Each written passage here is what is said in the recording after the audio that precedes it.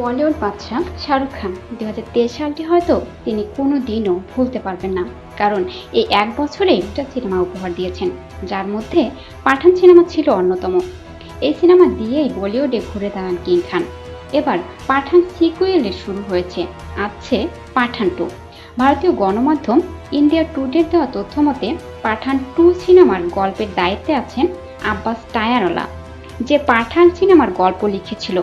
ইতিমধ্যে পাঠানের সিকুয়েলের গল্প লেখা শেষ, এখন চলছে সংলাপ লেখার কাজ।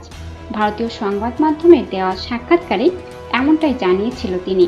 তবে পাঠান 2 সিনেমার বেশ কিছু চমক থাকছে দর্শকদের জন্য।